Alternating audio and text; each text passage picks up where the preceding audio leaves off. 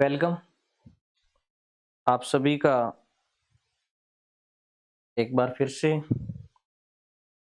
स्वागत online classes में। बहरहाल असिस्टेंट प्रोफेसर ज्योग्राफी के सिलेबस विश्लेषण के कुछ चैप्टर जो सेंस रहे थे उसके संदर्भ में आज फिर डिस्कस करेंगे। आज जो हमारा सिलेबस विश्लेषण होगा वो राजनीतिक भूगोल को लेकर के होगा। उससे पहले इन दिनों एक राज्य सरकार का लेटर बहुत ज़्यादा वायरल हो रहा है और बच्चों में असमंजस और उहापोह की स्थिति बनी हुई है एग्जाम को लेकर के।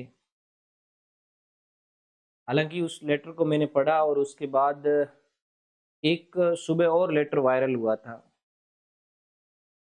शिव से विधायक रविंद्र सिंह भाटी का, जिन्होंने एग्जाम को लेकर के कुछ संशय जाहिर किए हैं। राजस्थान सरकार के सामने अपनी रिकमेंड रखी है कि इस एग्जाम को पोस्टपोन किया जाए और इसे नए सिरे से किया जाए।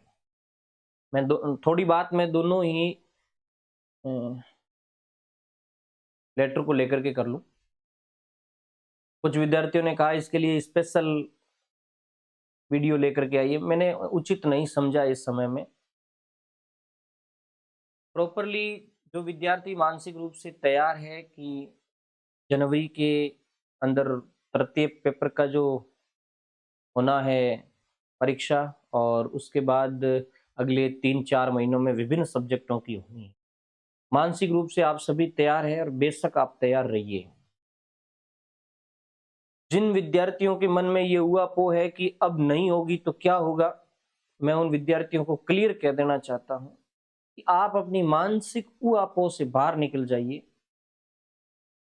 एग्जाम करवाने का काम आरपीएससी का है और व्यवस्था का जायजा लेने का काम राज्य सरकार का है और विभिन्न तरह के सुझाव देने का काम जनप्रतिनिधियों का है और विद्यार्थियों का है।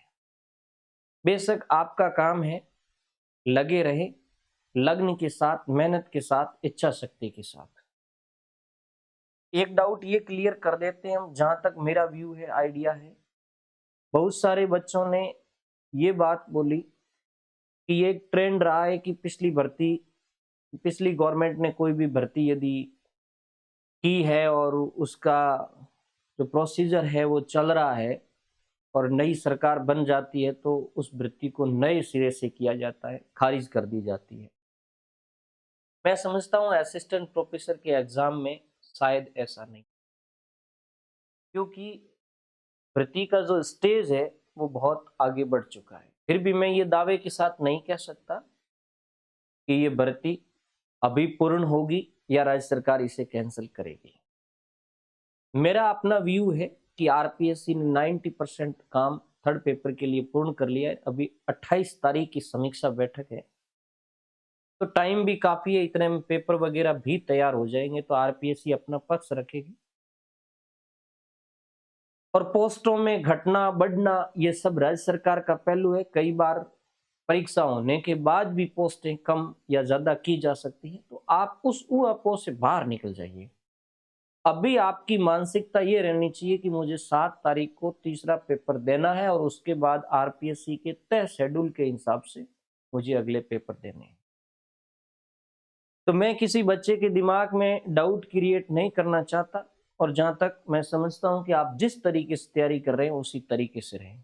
फिर अपन अपने टॉपिक पे आ जाते हैं।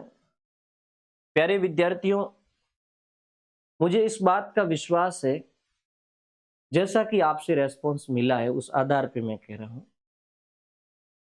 कि असिस्टेंट प्रोफेसर ज्योग्राफी से तैयारी करने वाले बच्चों को ये जो हमारी क्लासें हैं वो बहुत ज़्यादा हेल्पफुल हो रही है।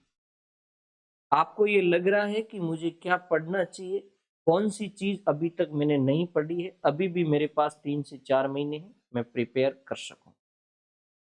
और एक चीज़ मैं आपको ये भी बताना चाहता हूं कि अभी जैसे ही सिलेबस विश्लेषण पूरा हो जाएगा तो उसके बाद ज्योग्राफी के कुछ इम्पोर्टेंट चीज़ों को लेकर के मेरी क्लासें हैं वो हमारे एप्लीकेशन पे आएगी, जहाँ सिलेबस विश्लेषण का कोर्स चल रहा है उसके अंदर आएगी। और अलग अलग जो पेपर हैं पार्ट्स वाइज उन पार्ट्स वाइज पेपर का एनालिसिस भी वीडियो के जरिए वहां डाला जाएगा। हम और आप मिलकर के कोशिश करेंगे कि विभाग के एक बहुत ही अच्छे पैसे के लिए आप कोशिश कर रहे हैं। हायर एजुकेशन में असिस्टेंट प्रोफेसर एक बहुत अच्छा पैसा है। आप अपने सब्जेक्ट को स्ट्रॉन्ग बना करके वहां तक पहुंचे। दूसरी चीज, इन्हीं दिनों आरपीएससी ने गत परीक्षा के मार्क्स भी जारी किए, जिस पर भी मुझे डिस्कस करना था अलग क्लास में। कभी समय मिला तो मैं करूंगा, बट थोड़ा सा बता देता हूं। मैंने मेरे भी मार्क्स देखे और मित्रों के भी मार्क्स देखे, क्योंकि परीक्षा के अंदर मार्क्स कितने थे वे मैं पहले से आश्वस्त था। इंटरव्यू में मुझे कितने मार्क्स मिलने चाहिए मैं पूर्ण रूप से आश्वस्त नहीं था, बट विश्वास था कि जितने भी मिलेंगे सिलेक्शन के लिए काबिल होंगे, और हुआ भी ऐसा ही। दिया होगा आरपीएससी ने सोच समझ करके। बट विद्यार्थियों में आपको ये कहना चाहता हूं कि आपका यदि सब्जेक्ट स्ट्रांग है तो दुनिया की कोई ताकत आपको रोक नहीं सकती। 101% मैं कहता हूं। कोई कहते हैं कि 10 नंबर का गैप डाल देते हैं आपके बीच में तो आपका सिलेक्शन कैसे होता है। मैं कहता हूं कि 10 क्या 12 नंबर का यदि आप गैप डाल भी दें, 24 के अंदर 24 मार्क्स के इंटरव्यू में यदि आपके और किसी दूसरे लड़के के 12 नंबर का गैप है, उसके बावजूद आप यदि सब्जेक्ट के अंदर मजबूत है तो आपको कोई रोक नहीं सकता। इस भर्ती में मेरे इंटरव्यू में 9 मार्क्स दिए गए हैं और मैं संतुष्ट हूं, क्योंकि जब मैं इंटरव्यू देकर के निकला था, मेरा इंटरव्यू सामान्य गया था। सामान्य और सामान्य से अच्छा मानूंगा, वेरी गुड इंटरव्यू नहीं मानूंगा। बट मुझे आश्वस्त, मैं इस बात को लेकर आश्वस्त था कि मुझे 11 से 13 के बीच में नंबर मिलेंगे या 12 के अप्रोक्सीमेटली नंबर मिलेंगे और मेरा सिलेक्शन इजीली हो जाएगा, क्योंकि मेरे तीनों पेपर मिलाकर के 148 मार्क्स हो रहे थे उस समय, और मुझे यदि 10 नंबर दिए जाते तो मेरा 158 होता, और मैं आश्वस्त था कि 158 से ओबीसी या जनरल में हो जाएगा। नई आंसर की से पेपर में 2 नंबर बढ़े तो मेरे टोटल 150 के लमसम हो गए तीनों पेपर में, और 9 नंबर इंटरव्यू में दिए तो 159 समथिंग, 159 पॉइंट कुछ बैठ रहा है। ओबीसी कोटे से हो गया। जनरल की मेरिट 160 पॉइंट 161 की लमसम गई थी। लेकिन मैं आपको ये कहना चाहता हूं कि आप सब्जेक्ट में इतने स्ट्रांग हो जाइए कि आपको इंटरव्यू की फिक्र नहीं रहे, चिंता नहीं रहे। अब कुछ प्रश्न आप ये करोगे कि सर इंटरव्यू में कम नंबर आने के कारण क्या है, तो मैं खुला कहता हूं, बाकी वालों की तरह मुझे ऐसा नहीं कि मुझे कम दिए गए हैं या नहीं दिए गए। मैं किसी भी बोर्ड पे सवालिया निशान खड़ा नहीं करना चाहता हूं, क्योंकि मेरे से मेरा बोर्ड बहुत ज्यादा अनुभवी होगा और उन्होंने मेरे जैसे हजारों बच्चों के इंटरव्यूज लिए होंगे। जो मेरी सीट के सामने बैठा बोर्ड मेंबर, जिसने मेरे जैसे कई लड़कों को फेस से गुजारा होगा, हो सकता है कि उसे मुझ में वो क्वालिटी नजर नहीं आई जो बाकी वाले बच्चों में थी, तो बेशक मुझे नीचे आना था। असिस्टेंट प्रोफेसर के इंटरव्यू को लेकर जहां तक मेरा आइडियाज रहा है कि बोर्ड पर कुछ चीजों का साइकोलॉजिकल प्रेशर रहता है। फॉर द एग्जाम्पल, आप पीएचडी है कि नहीं है, आप यदि पीएचडी कर रहे हैं तो कौन सी यूनिवर्सिटी से कर रहे हैं, आप जीआरएफ है कि नहीं है, उसके बाद आपने पीजी किया है तो कौन सी यूनिवर्सिटी से किया है। ये चीजें जहां तक मैं समझता हूं मायने रखती है, और ये मैंने जिस बोर्ड को फेस किया है, जहां तक समझता हूं कि ये चीजें मेरे इंटरव्यू में वेटेजेबल रही होगी, जिसकी वजह से मुझे थोड़े कम मार्क्स मिले। मैं ये नहीं कहूंगा कि मुझे कम मार्क्स मिले, बट मुझे थोड़े कम मार्क्स मिले। क्योंकि मैं मेरी बात आपको बताना चाहूं तो मेरे पास पीएचडी नहीं थी, मेरे पास जेआरएफ नहीं था, केवल नेट था, और मैंने किसी स्टेट की या सेंटर की टॉप मोस्ट यूनिवर्सिटी से पीजी नहीं किया था, बल्कि मेरा पीजी था वर्धमान ओपन यूनिवर्सिटी कोटा से। और ये चीज मैं फेस कर रहा था वहां कि इन चीजों का मुझे थोड़ा लॉस हो सकता है, बट इन 3 चीजों के नेगेटिव जानने के बावजूद मुझे 9 नंबर दिए हैं। वो केवल और केवल मेरे ज्योग्राफी के नॉलेज पे दिए। और हर किसी विद्यार्थी का इंटरव्यू इतना शानदार तो नहीं जा सकता। कुछ प्रश्न तो बोर्ड आपके सामने ऐसा रखेगा जहां आप लड़खड़ाओगे, जहां आपको थोड़ा डिफिकल्ट फील होगा। वो मेरे साथ भी हुआ, बट मुझे स्कूल एजुकेशन में अच्छा अनुभव था जिसका मुझे बेनिफिट मिला। एक बोर्ड मेंबर का जो पक्ष था वो शानदार गया था, और दूसरा जो सब्जेक्ट मेंबर का, और दूसरा सब्जेक्ट मेंबर का पक्ष था वो 50% रहा। और जो बोर्ड का चेयरपर्सन था, मैम थी संगीता आर्या, तो उनका था वो मेरा अच्छा गया था, हालांकि उन्होंने इतने क्वेश्चन पूछे ही नहीं। तो ऑल ओवर मैं आपके सामने आपको आश्वस्त करवाना चाहता हूँ, क्योंकि इस वीडियो को मैक्सिमम वही बच्चे देख रहे हैं जो असिस्टेंट प्रोफेसर के इंटरव्यू को फाइट करने वाले हैं। इंटरव्यू मेरे मुंह से निकल ही गया, इसका मतलब जो भी देख रहा है वो इंटरव्यू फाइट करेगा 101%। और मैं भगवान से यही प्रार्थना करता हूँ कि आप इंटरव्यू के बाद जब आपकी लिस्ट आए तो उसमें आप सबका नाम छपा हुआ है, क्योंकि लॉट ऑफ पोस्टें हैं। तो बेशक आप मेरा एग्जाम्पल लेकर के, कोई इंटरव्यू से घबराने की जरूरत नहीं, मेरा एग्जाम्पल लेकर के आप अपने सब्जेक्ट को स्ट्रॉन्ग करें। काफी समय हो गया डिस्कस करते हुए भी, अब सीधा अपन सब्जेक्ट पे चले। पॉलिटिकल ज्योग्राफी बहुत ही शानदार, जहां 15 से 18 प्रश्न के बीच में आने की संभावना रहती है। एक टेक्निकल इंटरेस्टिंग मजेदार ज्योग्राफी का पार्ट है, जिसमें आप पॉलिटी भी पढ़ोगे, ज्योग्राफी भी पढ़ोगे, और आनंद के साथ इसके बीच में हिस्ट्री भी आती रहेगी। मैंने कोशिश की है बेटर से बेटर देने की। पॉलिटिकल ज्योग्राफी की 2 क्लासें बनेगी, दोनों ही क्लासें मैं शानदार लेकर के आऊंगा। पहली क्लास पर अपन डिस्कस कर लें। जो पहला आपका चैप्टर है राजनीतिक भूगोल, परिभाषा और विषय क्षेत्र, डेफिनेशन एंड स्कोप, ये चीज लिखी हुई है। 101% पिछले दोनों एग्जामों के अंदर मैंने देखा है डेफिनेशन पॉलिटिकल ज्योग्राफी से उठाई गई है। तब मैंने पूरा प्रयास किया है कि पॉलिटिकल ज्योग्राफी के अंदर आप डेफिनेशन को बढ़िया ढंग से तैयार कर लें। और डेफिनेशन में आपको क्या ध्यान रखना है, कुछ मेजर मैंने पॉलिटिकल ज्योग्राफरों के नाम दे दिए हैं आपके सामने। जैसे कार्लसन है, आप नाम नोट कर लीजिए, फिर मैं बताऊंगा इसमें आपको क्या क्या चीज ध्यान रखनी है। जैसे कार्लसन है, हार्टसॉन है, रिचर्ड मूर है, फोन्ड्स है, अलेक्जेंडर है, मूडी है, वीगट है, प्रेस्कॉट है, कोहन है, जैक्सन है और कोलोसोव है। इन विद्वानों की आप परिभाषाएं बेशक याद करिए, और ध्यान रखिए मैंने परिभाषा के साथ पुस्तक भी दी है। पॉलिटिकल ज्योग्राफी में पुस्तक आने के भी अच्छे चांसेस रहते हैं। आप इन सब की, जितने सारे मैंने 11 के 11 नाम दिए हैं, 11 के 11 विद्वानों की पुस्तक और परिभाषा जरूर याद करिए। मैं एक वीडियो बनाऊंगा बाद में और उसको सिलेबस विश्लेषण वाले कोर्स के अंदर डालूंगा, समय मिला, हालांकि मैं समय निकालूंगा, अब काफी एग्जाम में के आपके बीच में गैप है।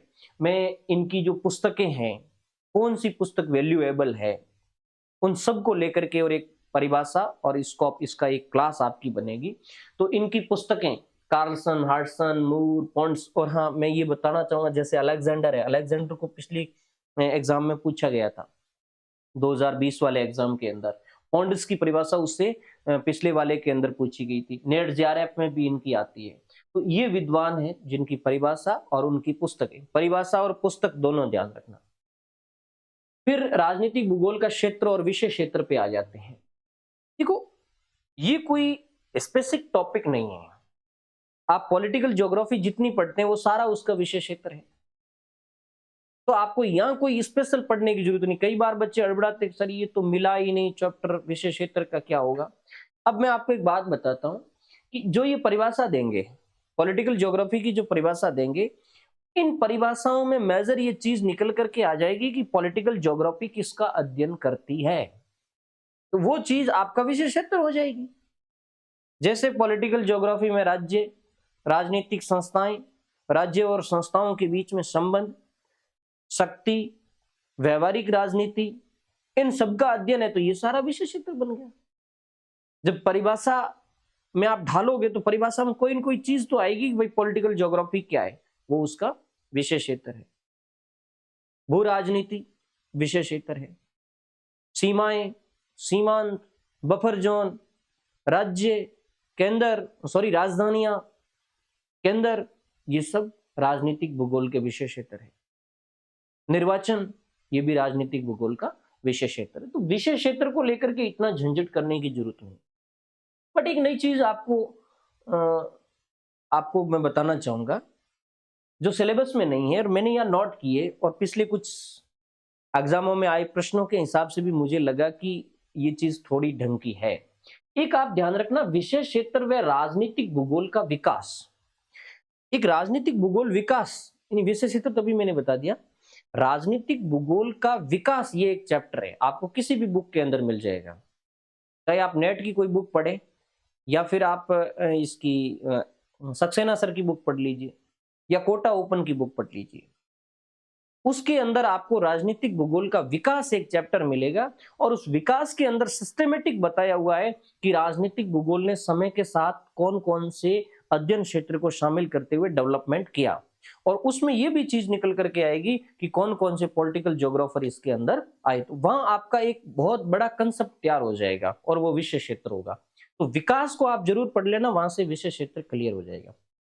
और एक चीज मैं आपको कहूंगा कि पॉलिटिकल ज्योग्राफी में जिन जिन ज्योग्राफरों का रोल रहा है उसको थोड़ा ढंग से देखना। कई बार ये पूछा जाता है कि निम्नलिखित में से कौन सा भूगोलवेत्ता राजनीतिक भूगोल से संबंधित नहीं है, और उसमें थोड़ा चर्चित भूगोलवेत्ता होते हैं। जैसे किसी सेटलमेंट ज्योग्राफर ने पॉलिटिकल ज्योग्राफी पे काम नहीं किया और फिर उसको उसमें डाल दिया, तो आपको लगेगा यार ये तो चर्चित ज्योग्राफर है, मैंने पढ़ा है ज्योग्राफी में, ये पॉलिटिकल ज्योग्राफी में तो होगा। वो एक संशय पैदा करता है। तो जो मेजर ज्योग्राफर है हमारे, जिसने पॉलिटिकल ज्योग्राफी में रोल दिया है, उसका आप अलग से बना लीजिए भाई ये 40-50 ज्योग्राफर है जिनका पॉलिटिकल ज्योग्राफी में रहा है। और स्पेशली वो कंफ्यूजन करने के लिए जैसे इसमें इलेक्ट्रल ज्योग्राफी में से कुछ उठा लेते हैं, बाउंड्रीज का अध्ययन करने वाले में से उठा लेते हैं, जिनको आपने कभी पढ़ा नहीं है तो आपको ऐसा लगेगा यार ये तो मैंने पॉलिटिकल ज्योग्राफी में कहीं पढ़ा ही नहीं है, तो ये नहीं हो सकता।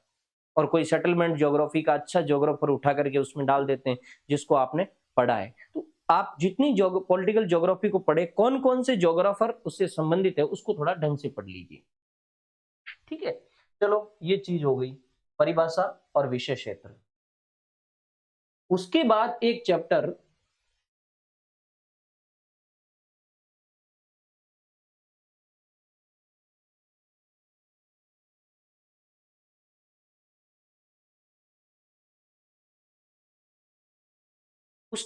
चैप्टर होगा राजनीतिक भूगोल की विचारधाराएं।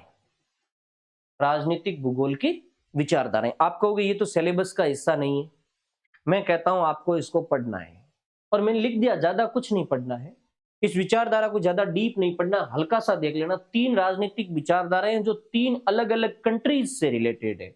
जैसे राजनीतिक भूदृश्यावली, ये फ्रांसीसियों से रिलेटेड है। राजनीतिक पारिस्थितिकी विचारधारा, ये अमेरिकनों से रिलेटेड है। और जीव संबंधी विचारधारा, ये जर्मन विचारधारा से या जर्मनों से रिलेटेड है। तो ये 3 विचारधारा है जिसको संक्षिप्त में देख लेना। और एक जो जीव संबंधी विचारधारा है, इसमें जो कैजेलिन का योगदान है, कैजेलिन नहीं कैजेलिन है, जो जियोपॉलिटिक्स का ज्योग्राफर रहा है, उसका थोड़ा आइडियाज है। एसएम सक्सेना ने इसके बारे में लिखा है, तो सक्सेना वाली बुक में से आप देख लीजिए जीव संबंधी विचारधारा। ये एक चीज ये देखे तो आपको सर विचारधारा पढ़ने का औचित्य क्या है, तो ये विचारधारा विषय क्षेत्र का पार्ट बन सकती है, और यही विचारधारा पॉलिटिकल डेवलपमेंट, पॉलिटिकल ज्योग्राफी के डेवलपमेंट का पार्ट है। तो यहां से कोई प्रश्न छोटा सा पूछा जा सकता है। ठीक है, उसके बाद आएगा जियोपॉलिटिक्स, भू राजनीति। बहुत ही शानदार चैप्टर, एक प्रश्न की अच्छी संभावना रहती है जियोपॉलिटिक्स की। जियोपॉलिटिक्स कंसेप्ट पढ़ना है आपको। जियोपॉलिटिक्स और जो जियोपॉलिटिक्स थ्योरीज है उसको अलग अलग दे रखा है। भू राजनीति और वैश्विक सामरिक दृष्टिकोण, ये तीनों दोनों चीजें अलग दे रखी। मैंने अलग अलग करने की कोशिश की, इसको अच्छा ढंग से समझाया है कि जियोपॉलिटिक्स में आपको क्या पढ़ना है, भू राजनीति में आपको क्या पढ़ना है। तो सबसे पहले ये देख लेना है कि जियोपॉलिटिक्स में कौन कौन लोगों का रोल रहा है, यानी किन किन विद्वानों का रोल रहा है। मैंने कुछ मेजर विद्वानों का लिखा है, और आपको यदि किसी नोट्स में या कहीं और जो मैंने दिया इससे अलग भी कोई आपको जियोपॉलिटिक्स का ज्योग्राफर मिलता है तो उसको भी देखना है, उसने कहाँ स्टडी की, किसके बारे में स्टडी की, क्या आइडियाज दिया उसने जियोपॉलिटिक्स को लेकर के, कौन सी बुक जियोपॉलिटिक्स को लेकर के उसने लिखी, किस देश की जियोपॉलिटिक्स पर उसने स्टडी की आदि। बट मैं समझता हूं कि चार जो ज्योग्राफर है, जियोपॉलिटिक्स जब पढ़ोगे तो चार ज्योग्राफरों को ढंग से पढ़ लेना। रेडजेल का रोल, देखो यहाँ पढ़ना क्या है, जियोपॉलिटिक्स में रेडजेल का रोल क्या है। रेडजेल का रोल, कार्ल हाउसोपर का रोल, मैकेंडर का रोल और कैजलिन का। देखो मैकेंडर को तो आप स्पेसिफिक अलग से पढ़ोगे, तो मैकेंडर को जियोपॉलिटिक्स में वही पढ़ना है, हार्टलैंड के रूप में पढ़ें आप, वहां पढ़ लेना है, कोई अलग से कुछ नहीं। बाकी रेडजेल को पढ़ें, ध्यान से सुने, रेडजेल ने कौन सी बुक के अंदर जियोपॉलिटिक्स विचार रखा, किस समय विचार रखा, और रेडजेल का जियोपॉलिटिक्स आइडियाज क्या है, ये चीज आपको ध्यान होनी चाहिए। इसने राज्य के विकास पर जो विचार दिया वो उसका जियोपॉलिटिक्स से रिलेटेड विचार है। तो क्या एक स्टेट के डेवलपमेंट में जियोपॉलिटिक्स का क्या रोल है, उसके संबंध में रेडजेल क्या कहता है वो पढ़ना है। बाकी रेडजेल ने एक स्टेट के डेवलपमेंट के लिए 7 नियम दिए थे, ये 7 नियम ध्यान से देख लेना कौन से 7 नियम है, और इन्हीं 7 नियमों ने जियोपॉलिटिक्स का बेस तैयार किया था, जियोपॉलिटिक्स का आधार तैयार किया था। उसके बाद कार्ल हाउसोपर, कार्ल हाउसोपर को ढंग से पढ़ना है, क्योंकि ये और आपको कहीं पढ़ने को मिलेगा नहीं, ये जियोपॉलिटिक्स के अंदर ही मिलेगा। इसने भी भू राजनीति के आधार कुछ बेसिस दिए हैं जियोपॉलिटिक्स के। तो कौन से बेसिस दिए उसने, हाउसोपर ने कौन सी पुस्तक लिखी, हर बुक के अंदर आपको मिल जाएगा। और हाउसोपर ने पत्रिका भी निकाली थी, तो कौन सी पत्रिका निकाली थी, तो पत्रिका, पुस्तक और जियोपॉलिटिक्स के आधार, हाउसोपर के आधार पर, हाउसोपर के अनुसार। मैकेंडर है तो मैकेंडर को तो अपन आगे पढ़ेंगे डिटेल से। और हाँ, एक चीज थोड़ा ध्यान रखना कि मैकेंडर को तुम पढ़ो, चाहे आगे वाले में मैं बताऊंगा, मैकेंडर को तुम पढ़ो तो थोड़ा सा दर्शन में से मैकेंडर को पढ़ लेना। पॉलिटिकल ज्योग्राफी में क्या होगा, मैकेंडर के बारे में केवल वैश्विक सामरिक दृष्टिकोण के हिसाब से मैकेंडर का जिक्र किया गया है। बट मैंने पिछले एक एग्जाम के अंदर यह देखा था कि मैकेंडर को एज ए दार्शनिक भी वहां से कुछ उठा करके पूछ लेते हैं। जैसे ऐसी किताब मैकेंडर की पूछ ली जो आपको हार्टलैंड वाली थ्योरी के अंदर नहीं मिलेगी।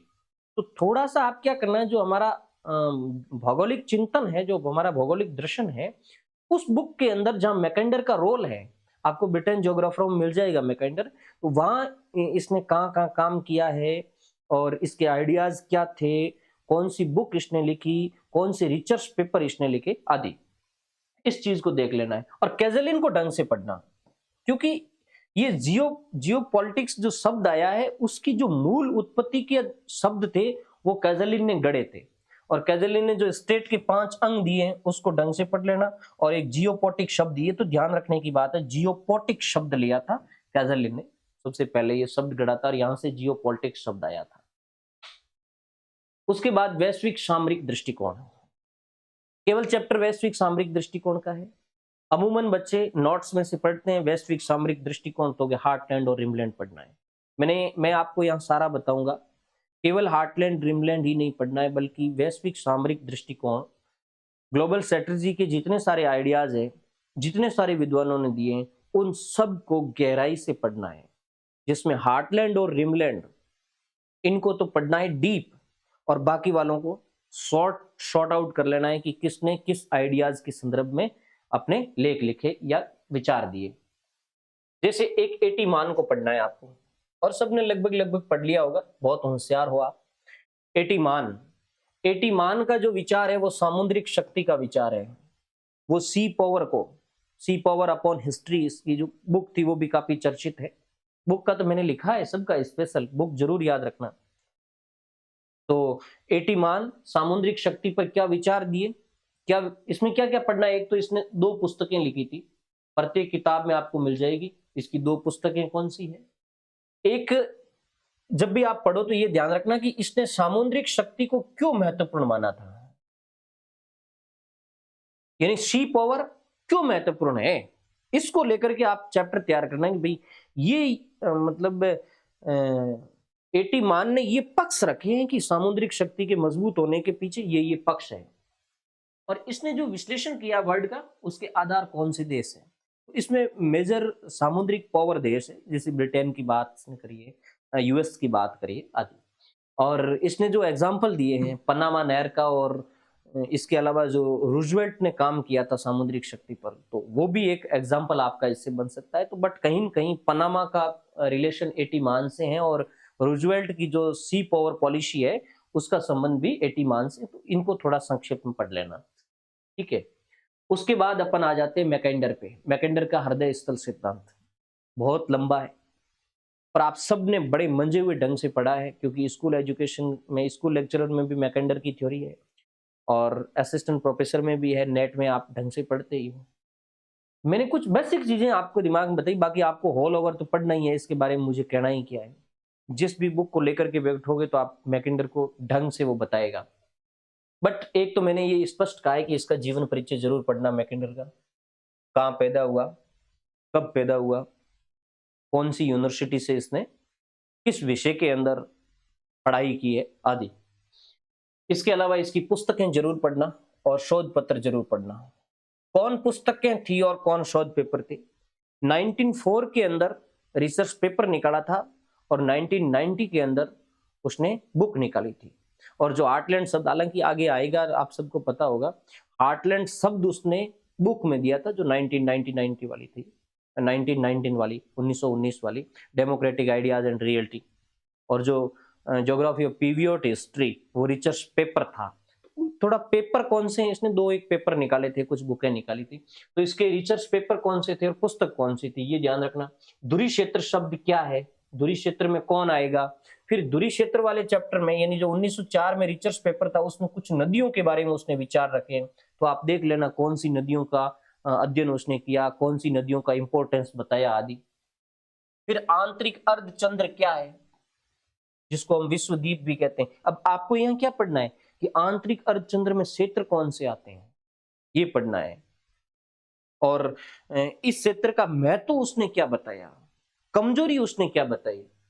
बाह्य अर्धचंद्र, बाह्य अर्धचंद्र में कौन आते हैं। और इसने एक याद रखना, मर्केटर प्रक्षेप यूज किया था वर्ल्ड मैप के लिए। और इसकी जो थ्योरी है, कई बार ये पूछा जाता है कि डिफेंस इन डीप का आइडिया किसने दिया। डिफेंस इन डीप मतलब गहराई की सुरक्षा, ये आइडिया मैकेंडर का है। डिफेंस इन डीप थ्योरी, हालांकि ये थ्योरी नहीं है, डिफेंस इन डीप एक आइडिया है जो गहराई में होगा। गहराई में होगा का मतलब जो बीच में होगा, स्थल के बीच में होगा, जो केंद्र के बीच में होगा, वो पावरफुल होगा। यही तो हार्टलैंड थ्योरी है। हार्टलैंड कहाँ है, स्थल के बीच का एक खंड है। तो डिफेंस इन डीप का जो आइडिया है वो आइडिया मैकेंडर का है। ये तो मैंने आपके दिमाग में बिठाया है। और इसका जो कथन है, हार्टलैंड, इसका मैकेंडर का और स्पाइकमैन का, इनका कथन बहुधा पूछा जाता है। तो इसका जो कथन है मैकेंडर का, मैकेंडर के कथन को आपको याद रखना जरूरी है। और इसको याद रखने के लिए, क्योंकि मैकेंडर का और स्पाइकमैन का कथन एक जैसा लगता है बच्चों को, बट एक जैसा है नहीं। मैंने सारी एक कड़ी बना दी है, आप कड़ी बना देना। वो बात पूर्वी यूरोप की करता है, फिर बात हार्टलैंड की करता है, फिर बात विश्वद्वीप की करता है, फिर बात विश्व की करता है। और दो उसने शब्द किए, दो उसने शब्द यूज लिए, एक शासन और एक नियंत्रण। अब मैं उसको डेफिनेशन बदल, सॉरी उसको कोटेशन बदलता हूं। वो कहता है कि जो पूर्वी यूरोप पर शासन करता है, जो पूर्वी यूरोप, आप पूछ रही इसने पूर्वी यूरोप की बात क्यों करी। पूर्वी यूरोप ही तो हार्टलैंड था, पूर्वी यूरोप ही हार्टलैंड था। और इसने कहा है कि जो हार्टलैंड को अपने नियंत्रण में करेगा, नियंत्रण मतलब हार्टलैंड पे शासन करेगा, वही दुनिया पे राज करेगा। उस थ्योरी के हिसाब से उसने कोट करते हुए लिखा कि जो पूर्वी यूरोप पे शासन करेगा वो हृदय क्षेत्र को नियंत्रित करेगा। हालांकि हृदय क्षेत्र थोड़ा पूर्वी यूरोप से, जर्मनी वाला भाग है, तो पूर्वी यूरोप, मेरे कहने का मतलब पूर्वी यूरोप थोड़ा बड़ा एरिया है और हार्टलैंड उसके बीच वाला एरिया है। जर्मनी को उसने हार्टलैंड माना था मैकेंडर ने। तो जो पूर्वी यूरोप पर शासन करेगा वो हार्टलैंड को नियंत्रित करेगा, और जो हार्टलैंड पर शासन करेगा वो विश्वद्वीप को नियंत्रित करेगा, और जो विश्वद्वीप पर शासन करेगा वो विश्व को नियंत्रित करेगा। ये बात उसने बताई। तो शुरुआत कहां से की है, पूर्वी यूरोप से की है, कि पूर्वी यूरोप पर जिसका शासन होगा वो हार्टलैंड को नियंत्रित करेगा, हार्टलैंड पर जिसका शासन होगा वो विश्वद्वीप, विश्वद्वीप मतलब आंतरिक अर्धचंद्र को नियंत्रित करेगा, और आंतरिक अर्धचंद्र पर जिसका शासन हो जाएगा वो विश्व को नियंत्रित करेगा। तो शासन और नियंत्रण की बात इसने करी और ये इसका कड़ी है। देखो इसने ये शब्द प्रयोग कहाँ किया ये आपको ध्यान रखना है, और मैंने पहले भी बता दिया 1990 वाली पुस्तक डेमोक्रेटिक आइडियाज एंड रियलिटी, उसमें शब्द प्रयोग किया। तो ये कई बार पूछ लेते कौन सी पुस्तक में किया, कौन से शोध पेपर में किया या कब किया। हार्टलैंड का निर्बल क्षेत्र कौन सा है? हालांकि अब आपने अच्छी तरीके से पढ़ा है, लेकिन मैं आपको यहाँ कह रहा हूँ कि हार्टलैंड का निर्बल क्षेत्र, जैसे आप सबको पता है रूसी स्टेप्स है, बल्कि आपको ये ध्यान रखना है कि रूसी स्टेप्स हार्टलैंड का कमजोर क्षेत्र क्यों है, ये आपको ध्यान रखना जरूरी है। और उसके संबंध में ही उसने बताया था कि जो दक्षिणी क्षेत्र वो एक कमजोर दक्षिणी क्षेत्र से यहाँ पर आक्रमण किए जा सकते हैं, ऐसी इसने जो लॉजिक थे वो तर्क दिए थे, जो इसके आलोचक थे हो उन्होंने। इसके अलावा बाद में इसने लास्ट में 1942 के आसपास इसने मिडलैंड बेसिन शब्दावली भी लाया था। तो मिडलैंड बेसिन क्या है, उसमें कौन कौन से क्षेत्र आते हैं। एक इसने भविष्य के क्षेत्र का कंसेप्ट दिया कि भविष्य का क्षेत्र कौन है, तो मैं यहाँ बता ही देता हूँ। उसने दो चीज बताई थी, मानसून एशिया और दक्षिण अटलांटिक, ये भविष्य के क्षेत्र है। और इसके अलावा इसके समर्थक विद्वान कौन से हैं और आलोचक विद्वान कौन से हैं, यानी किन विद्वानों ने इसका समर्थन किया और किन्हों ने आलोचना की, ये चीज आपको ध्यान रखनी है।